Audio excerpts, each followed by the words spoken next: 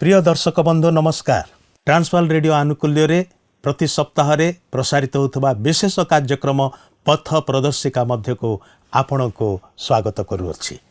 आपण नियमित ए कार्यक्रम देखुअछंती सेति आमाने प्रभु को धन्यवाद देवा संगे संगे आपण को मध्य धन्यवाद जणाउछु। आपण केवल एका यह देखुछंती कि पाखरे जदि को माने अछंती सेमान को मध्य डाकी कि बसांतु समस्ते एकत्र ईश्वरंकर वाक्य को अध्ययन कले सपरिवार आशीर्वाद प्राप्त हेबे। तेबे प्रिय बंधु गत अध्ययन रे आमाने विशेष करिके जो विषय आलोचना करिथिलु आ सेथि मध्यरु आमाने एक कथा जानिबा को पारिलु जे बाइबल रे वर्णित ए विवरण गुड़िक कपल कल्पित विवरण नुहे, एगुड़ा ऐतिहासिक घटना। कारण निर्दिष्ट व्यक्ति मानकर नाम लेखा जाउची, शासनकर्ता मानकर नाम लेखा जाउची, स्थान मानकर नाम लेखा जाउची, को घटना रे किए कि प्रकार भाव रे संपृक्त थिले से सब विषय रे लेखा जाउची। सेति पई बाइबल रो वर्णित घटना गुड़िक ऐतिहासिक घटना, किंतु ऐतिहासिक घटना द्वारा परमेश्वर आजिर समय निमंते वर्तमान रो अवस्था निमंते आमान को कथा कहिबा को चाहंती। सेति पई आमाने ईश्वरंकर वाक्य को आज मध्य अध्ययन करूछु। तेबे आजिर अध्ययन रे विशेष करी आमाने 3 अध्याय लोकलिखित सुसमाचार तार 3 अध्याय प्रति दृष्टिपात करिबा। प्रथम केतोटी पदरे आ विशेष करी कि जोहनकर सेवा कार्य विषय कहा जायछि। बाप्तिजक जोहन जे कि प्रभु यीशु ख्रीष्टंकर अग्रदूत भाव रे कार्य करिया पई आसीथिले, अर्थात यीशु ख्रीष्टन को मसीह भाव रे से इस्राएल लोकमान को निकट रे परिचित करैया थिला तांकर मूल उद्देश्य। एवं 3 अध्याय मध्य माने विशेष करके देखू जे प्रभु यीशु ख्रीष्ट 30 वर्ष बयस रे से बाप्तिस्म नेबा पाई आसिले जोहनक निकट को। आ ताहांकर बाप्तिस्मर घटना रे आमाने त्रिएक ईश्वर को देखिबा को पाउछु। पिता ईश्वर जे कि स्वर्गरु कथा कहउछंती, पुत्र ईश्वर प्रभु यीशु ख्रीष्ट जे कि बाप्तिजित होई कि उठु अछंती, एवं पवित्र आत्मा ईश्वर ताहांको उपरे कपत रूपरे अवतरण करू अछंती। पुणी आमाने एई 3 अध्याय मध्य विशेष करके देखू मरियमकर वंशावली। कहयाकु गले प्रभु यीशु मरियमकर से पूर्वपुरुष मानकर द्वारा दाऊदंकर वंशधर भाव रे से कि प्रकार जगत रे जन्म नहीं थिले आ से विषय रे आमाने देखुअछु। तेबे ईश्वरंकर जीवंत वाक्य आमान को कथा कहे। आजिर अध्ययन रे आमाने जो सब विषय आलोचना करिया पाई जाउछु निश्चित रूपे आपण उपकार पाइबे। तेबे आजिर अध्ययन रे लागि रुहंतु, किंतु अध्ययन को जीवा पूर्वरु गोटे भक्तिमूलक गीत द्वारा प्रभुंकर गौरव करिबा, निजर हृदय मन को प्रस्तुत करिबा। ईशो तुम प्रेम स्मरी बंदना करुछु पुण्य चरणी। जीशो तुम प्रेम स्मरी बंदना करुछु पुण्य चरणी। जीशो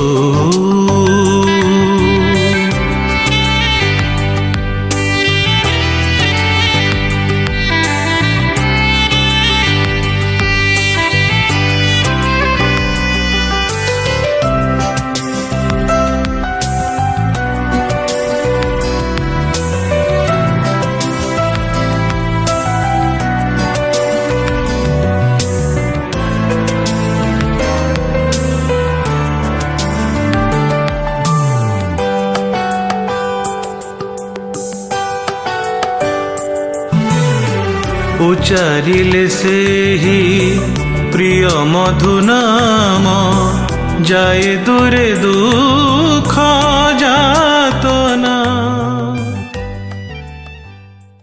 आसंतु आमे वर्तमान प्रभुंकर वाक्य मध्य को जीवा। आज आमे लुक 3 पर्वर 10 पदरु आरंभ करी 38 पद पर्यंत अध्ययन करबा निमंते जीवा। आपणकर मने थिबो जे गत आलोचना रे आमे बाप्तिजक जोहनकर प्रचार संपर्क रे किछि आलोचना करिथिलु, किंतु आज आमे तहिर अवशिष्टांश अध्ययन करी ताहा आलोचना करबा संगे संगे तहिर आमानकर आध्यात्मिक जीवन निमंते किछि शिक्षा ग्रहण करबा। देखंतु 3 पर्वर 10 और 11 पदरे एहिपरि लेखा अछि। एथिर लोकसमूह ताहांकु पचारिबाकु लागिले, ताहाले आमाने कोन करबा? से सेमानकु उत्तर देले, जाहार 2टी अंग रखा अछि से जाहार नाही ताहाकु गोटिए देउ, पुणी जाहार खाद्य अछि से सेहिपरि करू। ଆପଣ ଲକ୍ଷ୍ୟ କରିବେ ଯେ ଯୋହନ ଯେତେବେଳେ ସେହି ଲୋକମାନଙ୍କ ନିକଟରେ ଈଶ୍ୱରଙ୍କର ବିଚାର ବିଷୟ ପ୍ରଚାର କରୁଅଛନ୍ତି ସେତେବେଳେ ସେମାନେ ଭୟ କରି କ'ଣ କରିବା ବୋଲି ଯୋହନଙ୍କୁ ପ୍ରଶ୍ନ କରୁଅଛନ୍ତି। ସେତେବେଳେ ଯୋହନ ସେମାନଙ୍କୁ ଏହିପରି ଭାବରେ ଉତ୍ତର ଦେଉଅଛନ୍ତି ଯାହାକି ଆମେ ଏହି 10 ପଦରେ ଲକ୍ଷ୍ୟ କରୁଅଛୁ। ତେବେ ଯୋହନ ଏପରି କହିବାର ତାତ୍ପର୍ଯ୍ୟ କ'ଣ? ଏହାର କାରଣ ହେଉଛି ଯେ ଯୋହନ ଇସ୍ରାଏଲ ଲୋକମାନଙ୍କୁ ସେମାନଙ୍କର ସ୍ୱାର୍ଥପର ନୀତି ନେଇ ସେମାନଙ୍କୁ ଚେତାଇ ଦିଅନ୍ତି, କାରଣ ସେହି ସମୟରେ ଲୋକମାନେ ଅତି ସ୍ୱାର୍ଥପର ଭାବେ ଜୀବନଯାପନ କରୁଥିଲେ ଓ ଅନ୍ୟମାନଙ୍କୁ ଦୁଃଖ ଦୁର୍ଦ୍ଦଶା ପ୍ରତି ଦୃଷ୍ଟି ଦେଉନଥିଲେ, ଯାହାକି ବର୍ତ୍ତମାନ ମଧ୍ୟ ଘଟୁଅଛି। ଆପଣ ଦେଖିବେ ଯେ ଆଜି ମଧ୍ୟ ଅନେକ ଏହିପରି ସ୍ୱାର୍ଥପର ନୀତି ନେଇ ଜୀବନଯାପନ କରୁଅଛନ୍ତି। ତେଣୁକରି ଯୋହନ ସେଦିନ ସେମାନଙ୍କୁ ତାହା ଚେତାଇ ଦେବା ସଙ୍ଗେ ସଙ୍ଗେ ଅନ୍ୟମାନଙ୍କୁ ସାହାଯ୍ୟ କରିବା ନେଇ ଉପଦେଶ ଦିଅନ୍ତି। ପ୍ରିୟ ବନ୍ଧୁ, କିନ୍ତୁ ବର୍ତ୍ତମାନ ତହିଁର ବିପରୀତ ଦେଖାଯାଉଛି। ଯାହାର 2 ହଳ ପୋଷାକ ଅଛି ସେ ଚାହୁଁଛି କିପରି ଆଉ 2 ହଳ କିଣିବ ଓ ଯାହାର ଖାଦ୍ୟ ଅଛି ସେ ଚାହୁଁଛି କିପରି ଆହୁରି ଅଧିକ ପାଇବ, ମାତ୍ର କେହି ଅନ୍ୟର ନିମନ୍ତେ ଚିନ୍ତା କରନ୍ତି ନାହିଁ। ତେବେ ଯୋହନ କହୁନାହାନ୍ତି ଯେ ଯାହାର ଅଛି ସିଏ ଆଉ ଅଧିକ ନ କରୁ ବୋଲି, ମାତ୍ର ତାଙ୍କର କହିବାର କଥା ଯେ ଯାହାର ଅନ୍ୟକୁ ସାହାଯ୍ୟ କରିବାର ସାମର୍ଥ୍ୟ ଅଛି ସେ ଅନ୍ୟକୁ ସାହାଯ୍ୟ କରୁ। ଏଠାରେ ଯୋହନ ପରସ୍ପର ପ୍ରତି କର୍ତ୍ତବ୍ୟ କରିବା ବିଷୟ ନେଇ ପ୍ରକାଶ କରନ୍ତି। କିନ୍ତୁ ପ୍ରଶ୍ନ ଉଠେ ଯେ ଆଜି ଆମେ ସେହିପରି ପରସ୍ପରକୁ ସାହାଯ୍ୟ କରିପାରୁଛୁ କି, ନା କେବଳ ନିଜ ବିଷୟ ନିମନ୍ତେ ଚିନ୍ତା କରୁଛୁ? କିନ୍ତୁ ଆମେ ମନେ ରଖିବା ଉଚିତ ଯେ ଯଦି ଈଶ୍ୱର ଆମକୁ ଆଶୀର୍ବାଦ କରି ଅଧିକ ଧନ ଦେଇଛନ୍ତି ଓ ଆମର ଆବଶ୍ୟକତା ଅନୁଯାୟୀ ସମସ୍ତ ବିଷୟ ପ୍ରଦାନ କରିଅଛନ୍ତି, ତାହେଲେ ଆମେ ମଧ୍ୟ ଅନ୍ୟର ଉପକାର କରିବା ଆବଶ୍ୟକ, କାରଣ ସେଥିପାଇଁ ଈଶ୍ୱର ଆମକୁ ତାହା ଦେଇଛନ୍ତି। କିନ୍ତୁ ଯଦି ଆମେ ସ୍ୱାର୍ଥପର ହୋଇ କେବଳ ନିଜ ବିଷୟରେ ଚିନ୍ତା କରୁ ଓ ନିଜର ସୁଖ ସୁବିଧାକୁ ଦେଖୁ, ତାହେଲେ ଈଶ୍ୱରଙ୍କର ଅଭିମତ ଆମମାନଙ୍କ ଜୀବନ ଦ୍ୱାରା ସଫଳ ହୋଇପାରେ ନାହିଁ। ତେଣୁ ଆଜି ଯଦି ଅନ୍ୟକୁ ସାହାଯ୍ୟ କରିବା ନିମନ୍ତେ ଈଶ୍ୱର ଆମକୁ ସାମର୍ଥ୍ୟ ପ୍ରଦାନ କରିଅଛନ୍ତି, ତାହେଲେ ଆମେ ଯାହାର କିଛି ନାହିଁ ତାହାକୁ ସାହାଯ୍ୟ କରିବା ଉଚିତ। ଆସନ୍ତୁ ଏହାପରେ ଯୋହନ ଆଉ କ'ଣ କହୁଅଛନ୍ତି ତାହା ଦେଖିବା। ଦେଖନ୍ତୁ 3 ପର୍ବର 12 ଓ 13 ପଦରେ ଲେଖା ଅଛି, କରଗ୍ରାହୀମାନେ ମଧ୍ୟ ବାପ୍ତିସ୍ମ ପାଇବାକୁ ଆସି ତାହାଙ୍କୁ ପଚାରିଲେ, ହେ ଗୁରୁ, ଆମମାନେ କ'ଣ କରିବା? ସେ ସେମାନଙ୍କୁ କହିଲେ, ତୁମାନଙ୍କ ନିମନ୍ତେ ଯାହା ନିରୂପିତ ତାହା ଅପେକ୍ଷା ଅଧିକ ଆଦାୟ କର ନାହିଁ। ଏହି ଅଂଶରେ ଆପଣ ଲକ୍ଷ୍ୟ କରିବେ କରଗ୍ରାହୀମାନଙ୍କ ବିଷୟରେ ଲେଖାଯାଇଅଛି ଯେଉଁମାନେ କି କର ଆଦାୟ କରନ୍ତି। ତେବେ ଯେଉଁମାନେ ସେହି ସମୟରେ କର ଆଦାୟ କରୁଥିଲେ ସେମାନଙ୍କୁ ପାପୀ ବୋଲି ଲୋକେ ଭାବୁଥିଲେ, କାରଣ ସାଧାରଣତଃ ସେମାନଙ୍କର ଲୋଭ ହେତୁ ଓ ସେମାନଙ୍କର ସମସ୍ତ ଅନ୍ୟାୟ ଦେଖି ଲୋକେ ସେମାନଙ୍କୁ ଘୃଣା କରନ୍ତି। ସେଥିପାଇଁ ସେହି କରଗ୍ରାହୀମାନଙ୍କୁ ଯୋହନ କହନ୍ତି, ତୁମାନଙ୍କ ନିମନ୍ତେ ଯାହା ନିରୂପିତ ତାହା ଅପେକ୍ଷା ଅଧିକ ଆଦାୟ କର ନାହିଁ। ଏହାର ଅର୍ଥ ସେମାନେ ବୋଧହୁଏ ସେମାନଙ୍କ କର ଆଦାୟରେ ଅନ୍ୟାୟ କରୁଥିଲେ ଓ ନିରୂପିତ ମୂଲ୍ୟରୁ ଅଧିକ ଆଦାୟ କରୁଥିଲେ। କିନ୍ତୁ ଆମେ ଦେଖୁଛୁ ଯେ ସେମାନେ ମଧ୍ୟ ଫେରି ପ୍ରଭୁଙ୍କର ନିକଟବର୍ତ୍ତୀ ହେଉଛନ୍ତି। ପ୍ରିୟ ବନ୍ଧୁ, ଆଜି ଯଦି ଆପଣ କରଗ୍ରାହୀର ସ୍ଥାନରେ ଅଛନ୍ତି ଓ ଅଧିକ ଅର୍ଥ ଲାଭର ଆଶାରେ ଅନ୍ୟାୟ କରୁଅଛନ୍ତି ଓ ନିର୍ଦ୍ଧାରିତ ମୂଲ୍ୟ ଅପେକ୍ଷା ଅଧିକ ଅର୍ଥ ଆଦାୟ କରୁଅଛନ୍ତି, ତାହେଲେ ସେ ପଥରୁ ଫେରି ପ୍ରଭୁଙ୍କର ନିକଟବର୍ତ୍ତୀ ହେଉନ୍ତୁ। ହୋଇପାରେ ବ୍ୟବସାୟ କ୍ଷେତ୍ରରେ, ଚାକିରି କ୍ଷେତ୍ରରେ ଆପଣ ସେହି ଅନ୍ୟାୟ ଲାଭର ପଛରେ ଚାଲିଯାଇ ପାରିଥାନ୍ତି, ମାତ୍ର ଈଶ୍ୱରଙ୍କର ସେହି ଭୟଙ୍କର ବିଚାର ଉପସ୍ଥିତ ହେବା ପୂର୍ବରୁ ତହିଁରୁ ଫେରି ପ୍ରଭୁ ଯୀଶୁଙ୍କର ନିକଟବର୍ତ୍ତୀ ହୋଇ ନିଜର ପାପ ତଥା ଅପରାଧ ନିମନ୍ତେ କ୍ଷମା ମାଗନ୍ତୁ। ତାହେଲେ ସେହି ଦଣ୍ଡରୁ ଆପଣ ରକ୍ଷା ପାଇବେ। ଆସନ୍ତୁ ଏହାପରେ ସୈନିକମାନେ ଆସି କ'ଣ କହୁଅଛନ୍ତି ଓ ଯୋହନ ସେମାନଙ୍କୁ କି ଉତ୍ତର ଦେଉଛନ୍ତି ତାହା ଦେଖିବା। ଦେଖନ୍ତୁ 14 ପଦରେ ଏହିପରି ଲେଖା ଅଛି, ସୈନିକମାନେ ମଧ୍ୟ ତାହାଙ୍କୁ ପଚାରିବାକୁ ଲାଗିଲେ, ଆଉ ଆମମାନେ କ'ଣ କରିବା? ସେ ସେମାନଙ୍କୁ କହିଲେ, ବଳରେ କି ଛଳରେ କାହାରି ଧନ ହରଣ କର ନାହିଁ, ପୁଣି ତୁମମାନଙ୍କର ବେତନରେ ସନ୍ତୁଷ୍ଟ ହୋଇଥାଅ। ଦେଖନ୍ତୁ ଯୋହନ କିପରି ଭାବରେ ତାଙ୍କର ସମ୍ବାଦ ବିଭିନ୍ନ ଶ୍ରେଣୀର ଲୋକମାନଙ୍କ ନିମନ୍ତେ ପ୍ରଦାନ କରୁଅଛନ୍ତି। ସେଠାରେ ସୈନିକମାନଙ୍କୁ ମଧ୍ୟ ଶିକ୍ଷା ଦେଇ ସେମାନଙ୍କୁ ପ୍ରଭୁଙ୍କ ନିମନ୍ତେ ପ୍ରସ୍ତୁତ କରନ୍ତି। ପ୍ରିୟ ବନ୍ଧୁ, ଆପଣ ଯେକୌଣସି କାର୍ଯ୍ୟ କରନ୍ତୁ ନା କାହିଁକି, ଯଦି ସେହି କାର୍ଯ୍ୟରେ ବିଶ୍ୱସ୍ତ ରହି ସେହି କାର୍ଯ୍ୟ ଦ୍ୱାରା ଈଶ୍ୱରଙ୍କର ଗୌରବ ରକ୍ଷା କରନ୍ତି, ତାହେଲେ ଆପଣ ନିଶ୍ଚୟ ଈଶ୍ୱରଙ୍କ ବିଚାରର ସମ୍ମୁଖୀନ ହେବେ ନାହିଁ, ବରଂ ଆପଣ ଈଶ୍ୱରଙ୍କ ଆଶୀର୍ବାଦର ଅଧିକାରୀ ହେବେ। ଈଶ୍ୱର ଆମକୁ ଯେକୌଣସି କାର୍ଯ୍ୟ କରିବାକୁ ଦେଇଛନ୍ତି, ତହିଁରେ ଯଦି ଆମେ ବିଶ୍ୱସ୍ତ ରହୁ, ତାହେଲେ ଆମେ ଈଶ୍ୱରଙ୍କର ମହତ୍ ଇଚ୍ଛାକୁ ସଫଳ କରିପାରିବା। କିନ୍ତୁ ବର୍ତ୍ତମାନ ଆପଣ ଦେଖିବେ ଯେ ପ୍ରତ୍ୟେକ କ୍ଷେତ୍ରରେ ଅନ୍ୟାୟ, ଅଧର୍ମ, ଲାଞ୍ଚ ଦେବା ଓ ଲାଞ୍ଚ ନେବାଠାରୁ ନେଇ ବିଭିନ୍ନ ପ୍ରକାର ଅପ୍ରୀତିଜନକ କାର୍ଯ୍ୟରେ ଲୋକମାନେ ଲିପ୍ତ। କୌଣସି କ୍ଷେତ୍ରରେ ନ୍ୟାୟ ବା ବିଶ୍ୱସ୍ତତା ଆପଣ ଦେଖିବାକୁ ପାଇବେ ନାହିଁ। କିନ୍ତୁ ଏହା କରିବା ଦ୍ୱାରା ମନୁଷ୍ୟ ଯେ ଈଶ୍ୱରଙ୍କର ବିଚାରରୁ ବର୍ତ୍ତି ଯାଇପାରିବ ତାହା ନୁହେଁ। ଏହାଦ୍ୱାରା ମନୁଷ୍ୟ ଈଶ୍ୱରଙ୍କର ବିଚାରର ସମ୍ମୁଖୀନ ହୁଏ, ଆଉ ଏହା କେହି ଚିନ୍ତା କରନ୍ତି ନାହିଁ। ଅନେକ ଆଜି ଈଶ୍ୱରଙ୍କର ପରିଚୟ ପାଇବାକୁ ଚାହାନ୍ତି ଓ ପାପରୁ ଉଦ୍ଧାର ପାଇବାକୁ ଚାହାନ୍ତି, ମାତ୍ର ସେମାନେ ପାପକୁ ଛାଡ଼ିପାରନ୍ତି ନାହିଁ କି ଅନ୍ୟାୟକୁ ଛାଡ଼ିପାରନ୍ତି ନାହିଁ। ସେମାନେ ଯଦିଓ କହନ୍ତି ମନ ପରିବର୍ତ୍ତନ କରିଅଛନ୍ତି ବୋଲି, ମାତ୍ର ସେମାନେ ବାସ୍ତବରେ ଅନ୍ୟାୟ ଓ ଅଧର୍ମକୁ ଛାଡ଼ିପାରନ୍ତି ନାହିଁ। ତେଣୁକରି ଏଠାରେ ଜୋହନ ମଧ୍ୟ କହନ୍ତି ଯେ ଯଦି ତୁମେମାନେ ବାସ୍ତବରେ ଈଶ୍ୱରଙ୍କ କ୍ରୋଧରୂପ ବିଚାରରୁ ରକ୍ଷା ପାଇବାକୁ ଚାହଁ, ତାହାହେଲେ ସମସ୍ତ ମନ୍ଦତାଠାରୁ, ଅନ୍ୟାୟ ଓ ଅସତ୍ୟରୁ ଫେରି ଈଶ୍ୱରଙ୍କର ନିକଟବର୍ତ୍ତୀ ହୁଅ, ତାହେଲେ ତୁମେମାନେ ବଞ୍ଚିବ ଓ ଈଶ୍ୱରଙ୍କ ବିଚାରରୁ ରକ୍ଷା ପାଇବ। ଆସନ୍ତୁ ଏହାପରେ ଦେଖିବା ଯେ ଜୋହନଙ୍କ ବିଷୟ ନେଇ ଲୋକମାନେ ସନ୍ଦେହରେ ପଡ଼ିଯାଇଥିବାରୁ ଜୋହନ ସେମାନଙ୍କୁ ନିଜ ବିଷୟରେ କିପରି ପରିଚୟ ଦିଅନ୍ତି। ଦେଖନ୍ତୁ 3 ପର୍ବର 15-17 ପଦ ମଧ୍ୟରେ ଲେଖା ଅଛି, ଲୋକେ ଅପେକ୍ଷାରେ ଥିବାରୁ ଓ ଜୋହନ କେଜାଣି ଖ୍ରୀଷ୍ଟ ହେବେ, ଏହା ତାଙ୍କ ସମ୍ବନ୍ଧରେ ସମସ୍ତେ ଆପଣା ଆପଣା ମନରେ ତର୍କ ବିତର୍କ କରୁଥିବାରୁ ଜୋହନ ସମସ୍ତଙ୍କୁ ଉତ୍ତର ଦେଲେ, ମୁଁ ସିନା ତୁମମାନଙ୍କୁ ଜଳରେ ବାପ୍ତିସ୍ମ ଦେଉଅଛି, ମାତ୍ର ମୋଠାରୁ ଯେ ଅଧିକ ଶକ୍ତିମାନ ସେ ଆସୁଅଛନ୍ତି, ତାହାଙ୍କ ପାଦୁକାର ବନ୍ଧନ ଫିଟାଇବାକୁ ମୁଁ ଯୋଗ୍ୟ ନୁହେଁ। ସେ ତୁମମାନଙ୍କୁ ପବିତ୍ର ଆତ୍ମା ଓ ଅଗ୍ନିରେ ବାପ୍ତିସ୍ମ ଦେବେ। ଆପଣା ଖଳା ଉତ୍ତମ ରୂପେ ପରିଷ୍କାର କରିବା ନିମନ୍ତେ ଓ ନିଜ ଅମାରରେ ଗହମ ସଂଗ୍ରହ କରି ରଖିବା ନିମନ୍ତେ ତାହାଙ୍କ ହାତରେ କୁଲା ଅଛି, କିନ୍ତୁ ଅଗାଡ଼ିଯାକ ସେ ଅନିର୍ବାଣ ଅଗ୍ନିରେ ପୋଡ଼ି ପକାଇବେ। ଏହି ଅଂଶରେ ଆପଣ ଲକ୍ଷ୍ୟ କରିବେ, ଜୋହନ ତାଙ୍କର ନିଜ ବିଷୟରେ କହନ୍ତି ଯେ ସେ ଖ୍ରୀଷ୍ଟ ନୁହନ୍ତି, ମାତ୍ର ଖ୍ରୀଷ୍ଟଙ୍କ ନିମନ୍ତେ ପଥ ପ୍ରସ୍ତୁତ କରିବାକୁ ତାହାଙ୍କର ଅଗ୍ରଦୂତ ରୂପେ ଆସିଅଛନ୍ତି। ଜୋହନ ଏଠାରେ ନିଜକୁ ଲୁଚାଇ ଖ୍ରୀଷ୍ଟଙ୍କୁ ଗୌରବ ଦିଅନ୍ତି ଓ ତାହାଙ୍କୁ ଏକ ଉଦ୍ଧାରକର୍ତ୍ତା ରୂପେ ଓ ଏକ ବିଚାରକ ରୂପେ ଉପସ୍ଥାପିତ କରନ୍ତି। ସେ ଯେ ଏହି ଜଗତର ବିଚାର କରିବେ ତାହା ମଧ୍ୟ ଏକ ଉଦାହରଣ ଛଳରେ ପ୍ରକାଶ କରନ୍ତି। ଆପଣ ଜାଣିଥିବେ ଯେ ଜୋହନ ଜଳରେ ବାପ୍ତିସ୍ମ ଦେଉଥିଲେ, ମାତ୍ର ଯୀଶୁଖ୍ରୀଷ୍ଟ ଯେ ପବିତ୍ର ଆତ୍ମା ଓ ଅଗ୍ନିରେ ବାପ୍ତିସ୍ମ ଦେବେ ତାହା ଜୋହନ ଏହି ଅଂଶରେ ପ୍ରକାଶ କରନ୍ତି, ଯାହାକି ପ୍ରଭୁ ଯୀଶୁଖ୍ରୀଷ୍ଟ ଦୀର୍ଘ 2000 ବର୍ଷ ଧରି ପବିତ୍ର ଆତ୍ମାରେ ବାପ୍ତିସ୍ମ ଦେଇ ଆସୁଅଛନ୍ତି, ଅର୍ଥାତ୍ ସେ ତାହାଙ୍କର ସେହି ପବିତ୍ର ଆତ୍ମାଙ୍କୁ ଆମମାନଙ୍କ ମଧ୍ୟକୁ ପଠାଇ ଏବେ ମଧ୍ୟ ତାହାଙ୍କର କାର୍ଯ୍ୟ ସାଧନ କରୁଅଛନ୍ତି। ସେହି ପବିତ୍ର ଆତ୍ମା ଆଜି ବି ତାହାଙ୍କ ବିଶ୍ୱାସୀମାନଙ୍କ ମଧ୍ୟରେ କାର୍ଯ୍ୟ ସାଧନ କରୁଅଛନ୍ତି, କିନ୍ତୁ ସେ ତାହାଙ୍କର ଏହି ଜଗତକୁ ଦ୍ୱିତୀୟ ଆଗମନ ସମୟରେ ଅଗ୍ନିରେ ବାପ୍ତିସ୍ମ ଦେବେ, କାରଣ ଏହି ଅଗ୍ନି ତାହାଙ୍କର ବିଚାରକୁ ଦର୍ଶାଏ। ତେବେ ଏହି ପବିତ୍ର ଆତ୍ମା ଓ ଅଗ୍ନିରେ ବାପ୍ତିସ୍ମ ଦେବା ନେଇ ବିଭିନ୍ନ ଲୋକ ବିଭିନ୍ନ ମତ ଦିଅନ୍ତି। କେତେକ କହନ୍ତି ଯେ ଏହି ପବିତ୍ର ଆତ୍ମା ଓ ଅଗ୍ନିରେ ବାପ୍ତିସ୍ମ ଦେବା ବିଷୟ ପେଣ୍ଟିକଷ୍ଟ ଦିନ ଅର୍ଥାତ୍ ଖ୍ରୀଷ୍ଟଙ୍କର ମୃତ୍ୟୁରୁ ପୁନରୁତ୍ଥାନ ହେବା ଦିନଠାରୁ ନେଇ ଯେଉଁଦିନ 50 ଦିନ ସମ୍ପୂର୍ଣ୍ଣ ହୁଏ, ସେହିଦିନ ଯୀଶୁଙ୍କର ଶିଷ୍ୟମାନେ ପବିତ୍ର ଆତ୍ମାରେ ପୂର୍ଣ୍ଣ ହେବା ସମୟରେ ସେହି ଅଗ୍ନିସଦୃଶ ଜିହ୍ୱା ସେମାନଙ୍କ ମସ୍ତକ ଉପରେ ଅବତରଣ କରିବା ଦ୍ୱାରା ସେହି ପବିତ୍ର ଆତ୍ମା ଓ ଅଗ୍ନିରେ ବାପ୍ତିସ୍ମ ହେବା ବିଷୟ ସଫଳ ହେଲା ବୋଲି।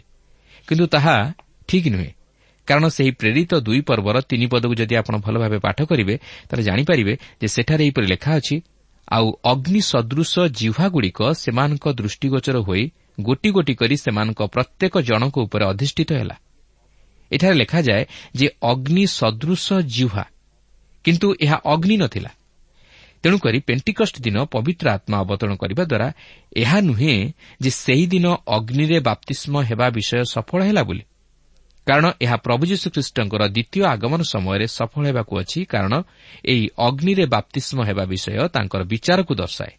ଅର୍ଥାତ୍ ଯେଉଁମାନେ ସେହି ପବିତ୍ର ଆତ୍ମାରେ ବାପ୍ତିଜିତ ହୋଇ ନ ଥିବେ ସେମାନେ ସେହି ବିଚାରର ନିମନ୍ତେ ସୁରକ୍ଷିତ ହୋଇ ରହିବେ। ଯେଉଁମାନେ ଯୀଶୁଖ୍ରୀଷ୍ଟଙ୍କଠାରେ ବିଶ୍ୱାସ କରି ପବିତ୍ର ଆତ୍ମାରେ ବାପ୍ତିଜିତ ହୋଇ ନ ଥିବେ ସେମାନେ ସେହି ଅଗ୍ନିରେ ବାପ୍ତିଜିତ ହେବା ନିମନ୍ତେ ସୁରକ୍ଷିତ ହୋଇ ରହିବେ, ଯାହାକି ଯୀଶୁଖ୍ରୀଷ୍ଟଙ୍କର ଦ୍ୱିତୀୟ ଆଗମନ ସମୟରେ ଘଟିବାକୁ ଯାଉଅଛି। ପ୍ରିୟ ବନ୍ଧୁ, ଆଜି କ'ଣ ଆପଣ ପ୍ରଭୁ ଯୀଶୁଖ୍ରୀଷ୍ଟଙ୍କଠାରେ ବିଶ୍ୱାସ କରନ୍ତି କି? ଆପଣ କ'ଣ ସେହି ପବିତ୍ର ଆତ୍ମାକୁ ଗ୍ରହଣ କରିଛନ୍ତି କି? କିନ୍ତୁ ଆପଣ ଯେପର୍ଯ୍ୟନ୍ତ ଯୀଶୁଖ୍ରୀଷ୍ଟଙ୍କଠାରେ ବିଶ୍ୱାସ କରିନାହାନ୍ତି ସେ ପର୍ଯ୍ୟନ୍ତ ଆପଣ ସେହି ପବିତ୍ର ଆତ୍ମାଙ୍କର ଶକ୍ତିକୁ ଉପଲବ୍ଧି କରିପାରିବେ ନାହିଁ। ତେଣୁ ସମୟ ଥାଉଁ ଥାଉଁ ଯୀଶୁଖ୍ରୀଷ୍ଟଙ୍କଠାରେ ବିଶ୍ୱାସ କରି ସେହି ପବିତ୍ର ଆତ୍ମାରେ ବାପ୍ତିଜିତ ହୁଅନ୍ତୁ, ତାହେଲେ ଆପଣ ସେହି ଅଗ୍ନି ଅର୍ଥାତ୍ ଈଶ୍ୱରଙ୍କ ବିଚାରରୁ ଉଦ୍ଧାର ପାଇବେ। କାରଣ ଈଶ୍ୱର ଅଗ୍ନି ଦ୍ୱାରା ଏହି ଜଗତର ବିଚାର କରିବାକୁ ଯାଉଅଛନ୍ତି।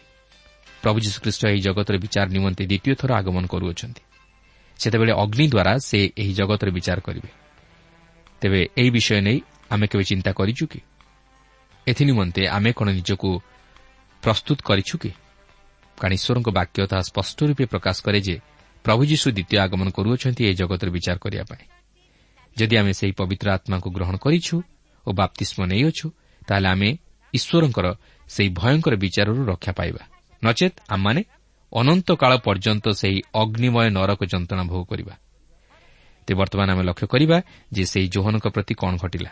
ଦେଖନ୍ତୁ, ସେହି 3 ପର୍ବର 19 ଓ 20 ପଦରେ ଲେଖା ଅଛି, କିନ୍ତୁ ସାମନ୍ତ ରାଜା ହେରୋଦ ନିଜ ଭାଇଙ୍କ ଭାର୍ଯ୍ୟା ହେରୋଦିଆଙ୍କ ବିଷୟରେ ଏବଂ ଆପଣାକୃତ ସମସ୍ତ ଦୁଷ୍କର୍ମ ବିଷୟରେ ଯୋହନଙ୍କ ଦ୍ୱାରା ଅନୁଯୋଗ ପ୍ରାପ୍ତ ହେବାରୁ ସେ ତାହାଙ୍କୁ କାରାରୁଦ୍ଧ କରି ନିଜର ସମସ୍ତ ଦୁଷ୍କର୍ମ ସହିତ ଏହା ମଧ୍ୟ ଯୋଗ କଲେ। ଏଠାରେ ଆପଣ ଲକ୍ଷ୍ୟ କରିପାରୁଥିବେ ଯେ ଯୋହନଙ୍କର ପ୍ରତି କ'ଣ ଘଟିଲା। ସେ ସେହି ସମୟର ସାମନ୍ତ ରାଜା ହେରୋଦଙ୍କ ଦ୍ୱାରା କାରାରୁଦ୍ଧ ହୋଇ ରହିଲେ ଓ ଶେଷରେ ସେହି ହେରୋଦ ରାଜା ଆପଣା ଝିଅର କଥାକୁ ଭାଙ୍ଗି ନ ପାରି ଯୋହନଙ୍କର ମସ୍ତକକୁ ଛେଦନ କରାଇଲେ। କିନ୍ତୁ ଏହିସବୁ ଘଟଣା ଘଟିବାର ପଛରେ ଏକ କାରଣ ଥିଲା ଯେ ହେରୋଦ ରାଜା ଆପଣା ଭାଇ ଫିଲିପର ସ୍ତ୍ରୀକୁ ରଖିଥିବାରୁ ଯୋହନ ସେଥିନିମନ୍ତେ ହେରୋଦଙ୍କୁ ଅନୁଯୋଗ କରିଥିଲେ, ଯାହାଫଳରେ ହେରୋଦ ରାଜା ତାହାଙ୍କୁ ବନ୍ଦୀ କରି ରଖିଥିଲେ। ମାତ୍ର ତାଙ୍କର ସ୍ତ୍ରୀ ହେରୋଦିଆର ପ୍ରରୋଚନା ଦ୍ୱାରା ତାଙ୍କର କନ୍ୟା ରାଜାଙ୍କ ସମ୍ମୁଖରେ ନାଚ କରି ରାଜାଙ୍କୁ ଖୁସି କରାଇଦେବାରୁ ରାଜାଙ୍କର ପ୍ରତିଜ୍ଞା ଅନୁଯାୟୀ ତାଙ୍କର କନ୍ୟା ଯୋହନଙ୍କ ମସ୍ତକ ଚାହିଁଥିଲା। ଆଉ ଯଦ୍ୱାରା ରାଜା ଯୋହନଙ୍କର ମସ୍ତକ ଛେଦନ କରି ତାଙ୍କର କନ୍ୟାକୁ ତାହା ଆଣିଦେଲେ। ଏହା ଥିଲା ହେରୋଦ ରାଜାଙ୍କର ଦୁଷ୍କର୍ମମାନଙ୍କ ମଧ୍ୟରୁ ଆଉ ଏକ ଦୁଷ୍କର୍ମ। କିନ୍ତୁ ଏଠାରେ ଲକ୍ଷ୍ୟ କରିବାର ବିଷୟ ହେଉଛି ଯେ ଲୁକ ତାଙ୍କର ସୁସମାଚାର ମଧ୍ୟରେ କ୍ରମାନ୍ୱये ସମସ୍ତ ଘଟଣାକୁ ଉପସ୍ଥାପିତ କରିବାକୁ ଚାହିଁନଥିଲେ, କାରଣ ତାହା ହୋଇଥିଲେ ସେ ଯୋହନଙ୍କର କାରାରୁଦ୍ଧ ହେବା ଘଟଣାକୁ ଯୀଶୁଖ୍ରୀଷ୍ଟଙ୍କର ବାପ୍ତିସ୍ମ ଗ୍ରହଣ ପରେ ଉଲ୍ଲେଖ କରିଥାନ୍ତେ। ଯେହେତୁ ଯୋହନଙ୍କ ଦ୍ୱାରା ଯୀଶୁଖ୍ରୀଷ୍ଟ ବାପ୍ତିସ୍ତ ହୋଇଥିଲେ, କିନ୍ତୁ ସେ ଏଠାରେ ଯୀଶୁଖ୍ରୀଷ୍ଟଙ୍କର ବାପ୍ତିସ୍ମ ଗ୍ରହଣ ପୂର୍ବରୁ ଯୋହନଙ୍କର କାରାରୁଦ୍ଧ ହେବା ଘଟଣାକୁ ପ୍ରକାଶ କରନ୍ତି, ଯାହାକି ରାଜା ହେରୋଦ ଆପଣା ଭାଇ ଫିଲିପର ଭାର୍ଯ୍ୟା ହେରୋଦିଆର କଥାରେ ପଡ଼ି ଯୋହନଙ୍କୁ କାରାରୁଦ୍ଧ କରି ରଖିଲେ ଓ ଶେଷରେ ତାଙ୍କର ମସ୍ତକକୁ ଛେଦନ କରାଇଲେ। ଓଃ, କି ଦୁଃଖର ବିଷୟ! ରାଜା ହେରୋଦ ଆପଣା ସ୍ତ୍ରୀକୁ ଖୁସି କରାଇବା ନିମନ୍ତେ କ'ଣ କଲେ? ସ୍ତ୍ରୀର ପ୍ରରୋଚନାରେ ପଡ଼ି ସେ ଯୋହନଙ୍କୁ ମଧ୍ୟ କାରାରୁଦ୍ଧ କଲେ। କେବଳ ସେତିକି ନୁହେଁ, ଆପଣ ଯଦି ମାଥ୍ୟୁ ପୁସ୍ତକର 14 ପର୍ବ ପାଠ କରିବେ ତାହେଲେ ଜାଣିପାରିବେ ଯେ ସେ ନିଜର କନ୍ୟାକୁ ସନ୍ତୁଷ୍ଟ କରିବାକୁ ଯାଇ ଯୋହନଙ୍କର ମସ୍ତକ ମଧ୍ୟ ଛେଦନ କରାଇଲେ, ଯାହାର ପଛରେ ତାଙ୍କର ସ୍ତ୍ରୀ ଅର୍ଥାତ୍ ଫିଲିପର ଭାର୍ଯ୍ୟାର ହାତ ଥିଲା। ଦେଖନ୍ତୁ, ରାଜା ହେରୋଦ କେତେ ବଡ଼ ଦୁଷ୍କର୍ମ କରି ବସୁଛନ୍ତି, କେବଳ ନିଜର ସ୍ତ୍ରୀ ତଥା କନ୍ୟାକୁ ଖୁସି କରାଇବା ଲାଗି।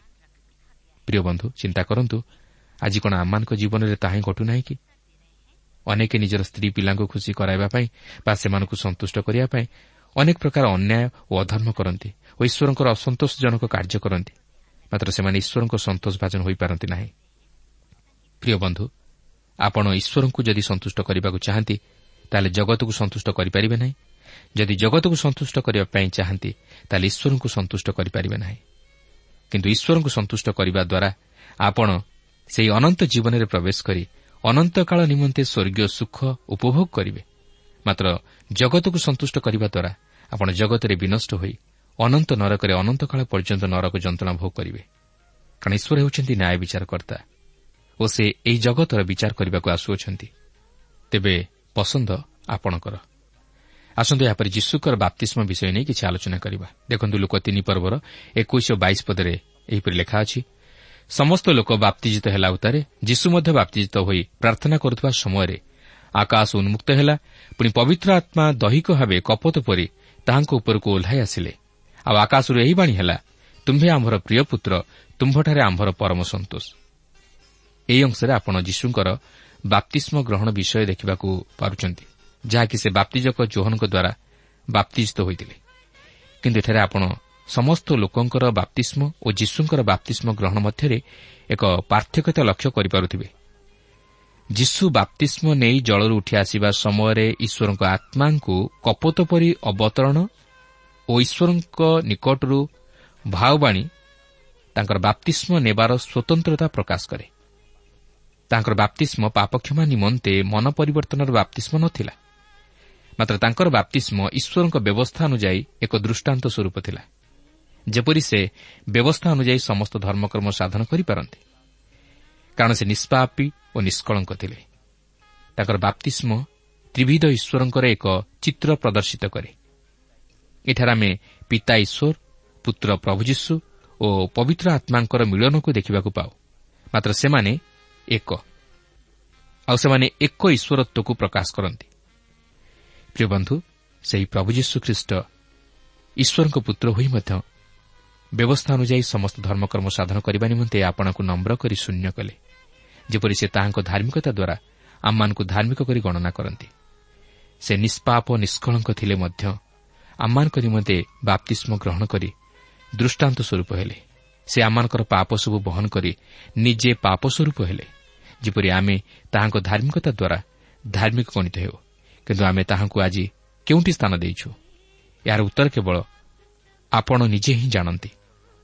ବର୍ତ୍ତମାନ ଆମେ ଲୁକ ପୁସ୍ତକ 3 ପର୍ବର 23 ପଦରୁ 38 ପଦ ମଧ୍ୟରେ ପ୍ରଭୁ ଯୀଶୁଙ୍କର ବାସ୍ତବ ମାନବତ୍ୱକୁ ଦୃଷ୍ଟି ଆଗରେ ରଖି ଲୁକ ଯେଉଁ ବଂଶାବଳୀ ଉଲ୍ଲେଖ କରିଅଛନ୍ତି ତାହା ହିଁ ଉପରେ କିଛି ଦୃଷ୍ଟିପାତ କରିବା।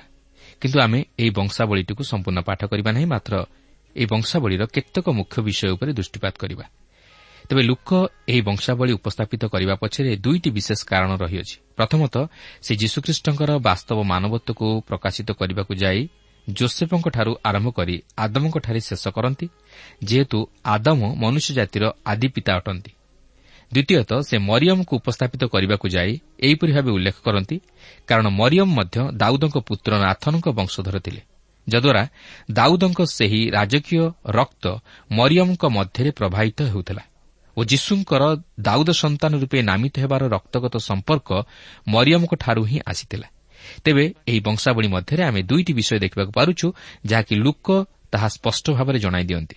ପ୍ରଥମତଃ, ଲୁକ ପରିଷ୍କାର ଭାବରେ ଜଣାଇ ଦେବାକୁ ଚାହାନ୍ତି ଯେ ଯୋସେଫ ବାସ୍ତବ ଭାବରେ ଯୀଶୁଙ୍କର ପିତା ନ ଥିଲେ। ଯଦିଓ ଲୋକଙ୍କ ଧାରଣା ଅନୁସାରେ ଯୀଶୁ ଯୋସେଫଙ୍କର ପୁତ୍ର ଥିଲେ, ମାତ୍ର ସେ ପ୍ରକୃତରେ ଯୋସେଫଙ୍କର ଔରସରୁ ଜାତ ହୋଇ ନ ଥିଲେ। ଦେଖନ୍ତୁ, 3 ପର୍ବର 23 ପଦରେ ଲେଖା ଅଛି, ଯୀଶୁ କାର୍ଯ୍ୟ ଆରମ୍ଭ କରିବା ସମୟରେ ତାହାଙ୍କୁ ପ୍ରାୟ 30 ବର୍ଷ ବୟସ ହୋଇଥିଲା। ଲୋକଙ୍କ ଧାରଣା ଅନୁସାରେ ସେ ଯୋସେଫଙ୍କ ପୁତ୍ର, ଯୋସେଫ ଏଲିଙ୍କ ପୁତ୍ର।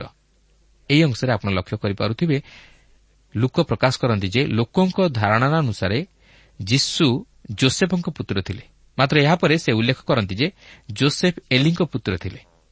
କିନ୍ତୁ ଯୋସେଫ କ'ଣ ଏଲିଙ୍କ ପୁତ୍ର ଥିଲେ? ନୁହେଁ, କାରଣ ମାଥ୍ୟୁ ତାଙ୍କର ସୁସମାଚାର ମଧ୍ୟରେ ଯୋସେଫଙ୍କୁ ନେଇ ଯେତେବେଳେ ବଂଶାବଳୀ ଉଲ୍ଲେଖ କରନ୍ତି, ସେତେବେଳେ ସେ ଏହିପରି ଉଲ୍ଲେଖ କରନ୍ତି, ଯାକୁବ ଯୋସେଫଙ୍କୁ ଜନ୍ମ ଦେଲେ ବୋଲି। କିନ୍ତୁ ଏହାର ଅର୍ଥ ନୁହେଁ ଯେ ଲୁକ ଏଠାରେ ଏହିପରି ଉଲ୍ଲେଖ କରିବା ଦ୍ୱାରା ଭୁଲ କଲେ ବୋଲି।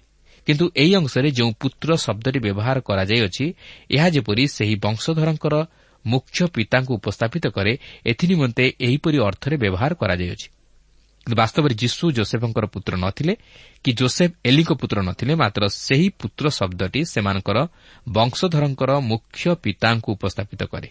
କିନ୍ତୁ ଲୁକ ଏହିପରି ଭାବରେ ମନୁଷ୍ୟମାନଙ୍କ ନାମ ଅନୁଯାୟୀ ଏହି ବଂଶାବଳୀକୁ ଉପସ୍ଥାପିତ କରନ୍ତି, ଯେପରି ଯୀଶୁ ଯେ ମରିୟମଙ୍କ ଆଡ଼ୁ ରକ୍ତଗତ ସମ୍ପର୍କ ନେଇ ଦାଉଦଙ୍କର ବଂଶଜାତ ତଥା ଦାଉଦ ସନ୍ତାନ ବୋଲି ପ୍ରମାଣିତ ହୁଅନ୍ତି ଓ ଏକ ବାସ୍ତବ ମନୁଷ୍ୟ ଭାବରେ ଏହି ଜଗତକୁ ଆସି ଜଗତର ଉଦ୍ଧାରକର୍ତ୍ତା ରୂପେ ବିବେଚିତ ହୁଅନ୍ତି, ଏହି ଦୃଷ୍ଟିକୋଣ ନେଇ ସେ ଏହିପରି ଭାବେ ବଂଶାବଳୀ ଉଲ୍ଲେଖ କରନ୍ତି।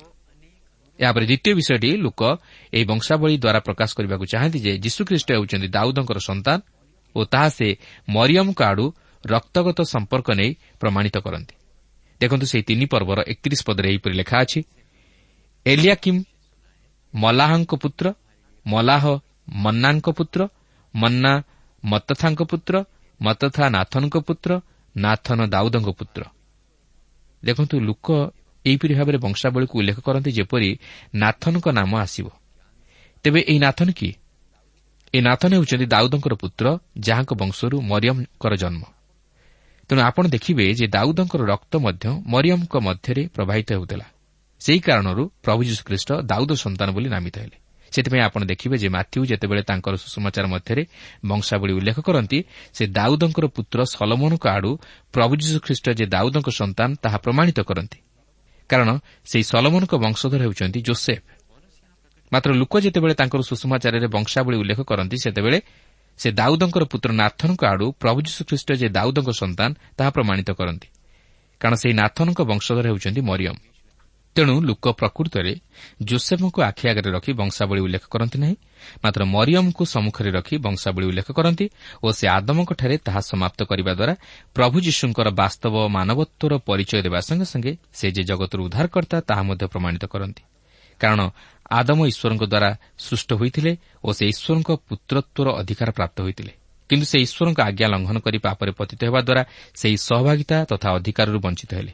କିନ୍ତୁ ପ୍ରଭୁ ଯୀଶୁଖ୍ରୀଷ୍ଟ ଯେ କି ସ୍ୱୟଂ ଈଶ୍ୱରଙ୍କ ପୁତ୍ର, ସେ ଶେଷ ଆଦମ ରୂପେ ଏହି ଜଗତକୁ ଆସି ଧାର୍ମିକତା ସ୍ଥାପନ କଲେ, ଯେପରି ସେ ତାହାଙ୍କର ଧାର୍ମିକତା ଦ୍ୱାରା ଆମମାନଙ୍କୁ ପୁନର୍ବାର ଈଶ୍ୱରଙ୍କ ସହିତ ମିଳିତ କରାଇ ସେହି ସହଭାଗିତା ପ୍ରଦାନ କରନ୍ତି, ଯାହାକି ଆଦମଙ୍କର ଥିଲା, ମାତ୍ର ସେ ତାହା ନିଜର ପାପ ହେତୁ ହରାଇଥିଲେ। କିନ୍ତୁ ସେହି ସହଭାଗିତା ଓ ସନ୍ତାନତ୍ୱର ଅଧିକାର କେବଳ ପ୍ରଭୁ ଯୀଶୁଖ୍ରୀଷ୍ଟଙ୍କଠାରେ ବିଶ୍ୱାସ କରିବା ଦ୍ୱାରା ସାଧିତ ହୋଇପାରିବ। କାରଣ ସେହି ପ୍ରଭୁ ଯୀଶୁଖ୍ରୀଷ୍ଟ ଆମମାନଙ୍କ ନିମନ୍ତେ ତାହା ସାଧନ କରିଅଛନ୍ତି, ଯେପରି ଆମେ ନିଜର ଧାର୍ମିକତା ହେତୁ ନୁହେଁ, ମାତ୍ର ତାହାଙ୍କଠାରେ ବିଶ୍ୱାସ କରିବା ଦ୍ୱାରା ତାହାଙ୍କ ଧାର୍ମିକତା ହେତୁ ଧାର୍ମିକ ଗଣିତ ହୋଇ ଈଶ୍ୱରଙ୍କ ସହଭାଗିତା ଲାଭ କରୁ। ତେଣୁକରି ପ୍ରଭୁ ଯୀଶୁଖ୍ରୀଷ୍ଟଙ୍କୁ ଏହି ଜଗତକୁ ମାନବ ରୂପେ ଆଗମନ କରି କୃଷ୍ୟ ମୃତ୍ୟୁଭୋଗ କରିବାକୁ ପଡ଼ିଲା, ଯେପରି ସେ ତାଙ୍କର ସେହି ପବିତ୍ର ରକ୍ତ ଦ୍ୱାରା ଆମମାନଙ୍କୁ ପୁନର୍ବାର ପିତା ଈଶ୍ୱରଙ୍କ ସହ ମିଳିତ କରାନ୍ତି। ପ୍ରିୟ ବନ୍ଧୁ, ଆଜି ଯଦି ଆପଣ ସେହି ପ୍ରଭୁ ଯୀଶୁଖ୍ରୀଷ୍ଟଙ୍କଠାରେ ବିଶ୍ୱାସ କରିବା ଦ୍ୱାରା ନିଜର ପାପରୁ ଉଦ୍ଧାର ପାଇ ପିତା ଈଶ୍ୱରଙ୍କ ସହ ସହଭାଗିତା ସ୍ଥାପନ କରିପାରିଛନ୍ତି, ତାହେଲେ ଅତି ଉତ୍ତମ କଥା। ଆଉ ଯଦି ନାହିଁ, ତାହେଲେ ଜୀବନର ସେହି ପ୍ରଦୀପଟି ଲିଭିଯିବା ପୂର୍ବରୁ ଅନ୍ତତଃ ଥରେ ପ୍ରଭୁ ଯୀଶୁଙ୍କ ପ୍ରତି ବିଶ୍ୱାସର ସହିତ ଦୃଷ୍ଟି କରନ୍ତୁ ଓ ନିଜର ପାପରୁ ଉଦ୍ଧାର ପାଇ ଈଶ୍ୱରଙ୍କ ସନ୍ତାନତ୍ୱର ଅଧିକାର ପ୍ରାପ୍ତ ହୋଇ ସେହି ସହଭାଗିତାର ଅଂଶୀ ହୁଅନ୍ତୁ। ତାହେଲେ ଆପଣ ଜୀବନରେ ସେହି ସ୍ୱର୍ଗୀୟ ସୁଖ ଶାନ୍ତିକୁ ଅନୁଭବ କରିବା ସଙ୍ଗେ ସଙ୍ଗେ ଏହି ଜଗତରୁ ବିଦାୟ ନେବା ପରେ ସେହି ସ୍ୱର୍ଗରାଜ୍ୟରେ ପ୍ରବେଶ କରି ଅନନ୍ତକାଳ ଈଶ୍ୱରଙ୍କ ସହିତ ବାସ କରିବେ। ଏହା କ'ଣ ଆନନ୍ଦର ବିଷୟ ନୁହେଁ କି? ପ୍ରଭୁ ଆମ ପ୍ରତ୍ୟେକଙ୍କୁ ସେହି ରାଜ୍ୟର ଅଧିକାରୀ କରାନ୍ତୁ। ପ୍ରିୟ ବନ୍ଧୁ, ଆଶା କରେ ଆଜିର ଅଧ୍ୟୟନଟି ବହୁତ ଲାଭଦାୟକ ହୋଇଛି। ପ୍ରଭୁ ତାହାଙ୍କର ବାକ୍ୟ ଦ୍ୱାରା ଆମମାନଙ୍କୁ କଥା କହୁଅଛନ୍ତି। ସେ ଚାହାନ୍ତି ତାହାଙ୍କର ବାକ୍ୟ ଦ୍ୱାରା ଆମମାନଙ୍କର ଜୀବନ ବଦଳି ଯାଉ, ଆମମାନେ ତାହାଙ୍କୁ ଜାଣୁ, ତାହାଙ୍କୁ ପ୍ରେମ କରୁ। ଈଶ୍ୱରଙ୍କ ବାକ୍ୟରେ ଗୋଟେ କଥା ଲେଖା ଅଛି, ଈଶ୍ୱରଙ୍କୁ ଜାଣିବା ହେଉଛି ଅନନ୍ତ ଜୀବନ। ସେଥିପାଇଁ ଏ ବିଶେଷ ଅଧ୍ୟୟନ ପଥ ପ୍ରଦର୍ଶିକା କାର୍ଯ୍ୟକ୍ରମ ନିଶ୍ଚୟ ଆସନ୍ତା ଥର ମଧ୍ୟ ଦେଖିବା ପାଇଁ ଭୁଲିବେ ନାହିଁ। ତେବେ ଆସୁ, ଆଜି ଯେଉଁ ସମସ୍ତ ବାକ୍ୟ ଆମମାନେ ଶୁଣିଲୁ, ସେଥି ନିମନ୍ତେ ପ୍ରଭୁଙ୍କର ଧନ୍ୟବାଦ କରୁ କରୁ ତାଙ୍କ ଚରଣ ତଳେ ନିଜକୁ ସମର୍ପଣ କରିବା। ମୁଁ ପ୍ରାର୍ଥନା କରୁଛି, ମୋ ସହିତ ପ୍ରାର୍ଥନାରେ ଯୋଗ ଦିଅନ୍ତୁ। ଆପଣଙ୍କୁ ବିଚଳିତ କରୁଥିବା କୌଣସି ପରିସ୍ଥିତି ଅଛି, ତାହା ପ୍ରଭୁଙ୍କ ନିକଟକୁ ଆଣନ୍ତୁ। କୌଣସି ବେମାର ଆପଣଙ୍କୁ କଷ୍ଟ ଦେଉଛି ଶରୀର ମନରେ, ତାହା ମଧ୍ୟ ପ୍ରଭୁଙ୍କ ନିକଟକୁ ଆଣନ୍ତୁ। ଜୀବିତ ପ୍ରଭୁ ଆଜି ବି ଆପଣଙ୍କୁ ସ୍ପର୍ଶ କରିବା ପାଇଁ ସମର୍ଥ ଅଟନ୍ତି। ଆସନ୍ତୁ ପ୍ରାର୍ଥନା କରିବା। ମଙ୍ଗଳମୟ ସ୍ୱର୍ଗସ୍ଥ ପିତା, ତୁମେ ସତ୍ୟ ଆଉ ତୁମେ ଜୀବିତ ଅଟ। ସେଥିପାଇଁ ଏହି ଭରସା ରଖି ବିଶ୍ୱାସର ସହିତ ତୁମର ପାଦ ତଳକୁ ଆସୁଅଛୁ। ତୁମର ବାକ୍ୟ ଦ୍ୱାରା ଆମମାନଙ୍କୁ କଥା କହିଅଛ, ସେଥିପାଇଁ ଧନ୍ୟବାଦ କରୁଛୁ। ତୁମେ ଆଜି ମଧ୍ୟ ଅପରିବର୍ତ୍ତନୀୟ ପରମେଶ୍ୱର, ଆମର ହୃଦୟ ମନକୁ ଛୁଇଁବା ଈଶ୍ୱର ଅଟ। ଆମମାନଙ୍କର ଶରୀର ପ୍ରାଣ ଆତ୍ମାକୁ ସୁସ୍ଥ କରିବା ପରମେଶ୍ୱର ଅଟ। ପାପ କ୍ଷମାକାରୀ ପରମେଶ୍ୱର ଅଟ। ଦୟାକର ପ୍ରଭୁ, ଆମମାନଙ୍କର ସମସ୍ତ ଅବସ୍ଥା ସହିତ ତୁମର ନିକଟକୁ ଆସୁଅଛୁ। ଦର୍ଶକ ବନ୍ଧୁମାନଙ୍କୁ, ସେମାନଙ୍କର ପରିବାରକୁ, ସେମାନଙ୍କର କର୍ମକ୍ଷେତ୍ରରେ ଥିବା ସମସ୍ତ କାର୍ଯ୍ୟର ଭାରକୁ, ସେମାନଙ୍କର ପିଲାମାନଙ୍କୁ ତୁମ ହସ୍ତରେ ସମର୍ପଣ କରୁଛି। ପ୍ରତ୍ୟେକଙ୍କ ପ୍ରତି ତୁମର ସ୍ୱର୍ଗର ଆଶୀର୍ବାଦ ଦେଇ ଆଶୀର୍ବାଦ କର। ପ୍ରାର୍ଥନା ଶୁଣିଲ, ଧନ୍ୟବାଦ ଦେଇ ପରିତ୍ରାଣକର୍ତ୍ତା ପ୍ରଭୁ ଯୀଶୁ ଖ୍ରୀଷ୍ଟଙ୍କ ନାମରେ ଏହି ନିବେଦନ ସବୁ ଉତ୍ସର୍ଗ କରୁଅଛୁ। ଆମେନ୍। ବହୁତ ବହୁତ ଧନ୍ୟବାଦ ଆଜିର ଅଧ୍ୟୟନରେ ଯୋଗ ଦେଇଥିବାରୁ। ପ୍ରଭୁ ଆପଣଙ୍କୁ ଆଶୀର୍ବାଦ କରନ୍ତୁ। ପ୍ରିୟ ବନ୍ଧୁ, ଆଶା କରୁ ଆପଣଙ୍କୁ ଆମ ପଥ ପ୍ରଦର୍ଶିକା କାର୍ଯ୍ୟକ୍ରମ ନିଶ୍ଚୟ ଭଲ ଲାଗିଥିବ। ଯଦି ଭଲ ଲାଗିଛି ତାହେଲେ ଆମକୁ 0444908126 ନମ୍ବରରେ ନିଶ୍ଚୟ ଗୋଟିଏ ମିସ୍ଡ କଲ୍ ଦେବେ। ଆପଣଙ୍କ ମିସ୍ଡ କଲ୍ ଆମ ନିମନ୍ତେ ଅତି ବହୁମୂଲ୍ୟ। ମୁଁ ଆନନ୍ଦର ସହ ଜଣାଉଛି ଯେ ପ୍ରତ୍ୟେକ ମିସ୍ଡ କଲ୍ ଦାତାଙ୍କ ମଧ୍ୟରୁ ସପ୍ତାହ ଶେଷରେ ଯିଏ ଅଧିକ ମିସ୍ଡ କଲ୍ ଦେଇଥିବେ ତାଙ୍କୁ ମନୋନୀତ କରାଯିବ। ଗତ ସପ୍ତାହର ବିଜୟୀ ଦର୍ଶକ ବନ୍ଧୁ ହେଲେ ବ୍ରହ୍ମପୁରରୁ ପ୍ରଶାନ୍ତ କୁମାର ବେହେରା ଓ ଭୁବନେଶ୍ୱରରୁ ପ୍ରଫୁଲ୍ଲ କୁମାର ସାହୁ। ପ୍ରାର୍ଥନା ଓ ଅଧିକ ଜାଣିବା ନିମନ୍ତେ ଫୋନରେ ଆମ ସହ ଯୋଗାଯୋଗ କରିପାରିବେ। ଆମ ଟେଲିଫୋନ ନମ୍ବର ହେଲା 9777221415। ଆପଣ ଇମେଲରେ ମଧ୍ୟ ଆମ ସହିତ ଯୋଗାଯୋଗ କରିପାରିବେ। ଆମ ଇମେଲ ଠିକଣାଟି ହେଲା oriyattv@radio882.com। ଆଉ ଆମ ଠିକଣା ଟିଭି ସ୍କ୍ରିନରେ ଦିଆଯାଇଅଛି। ଧନ୍ୟବାଦ। ଭଲରେ ରୁହନ୍ତୁ, ସୁସ୍ଥ ରୁହନ୍ତୁ।